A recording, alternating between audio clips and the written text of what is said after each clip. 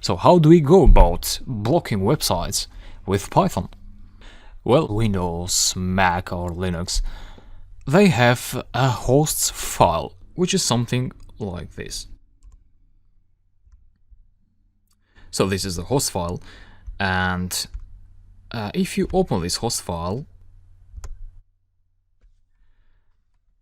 you'll see some lines there. And what this host file is for is that if you want to block certain websites, such as Facebook or this Mail Live here, what you do is you type them here, as I have done here. I have typed them via Python in this case, but you can also type them manually, but in that case you don't have control on the times when you want them to be here. So if you have a look at this, this is saying that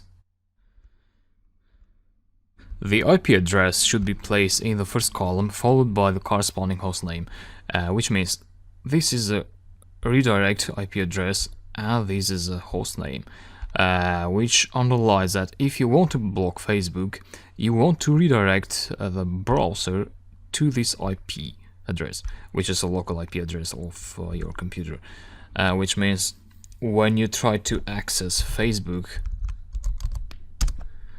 you'll be redirected to that IP, and that shows this error web page. Good.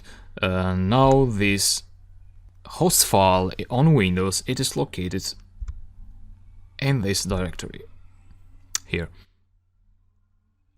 So Windows System 32 drivers ets, and then you have the host file, which doesn't have any extension, but you can open it as a text file in Atom or other text editors.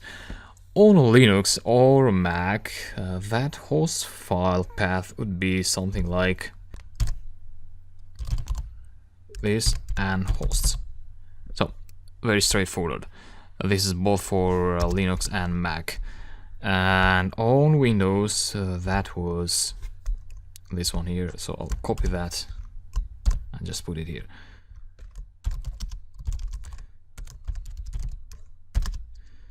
So that's for Mac and Linux and Windows.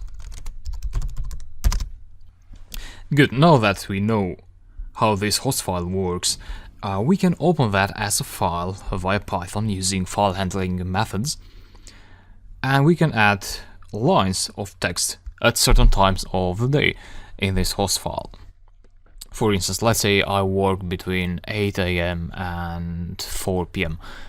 In that case, I'll write a Python script that runs the entire day and checks let's say every 5 minutes.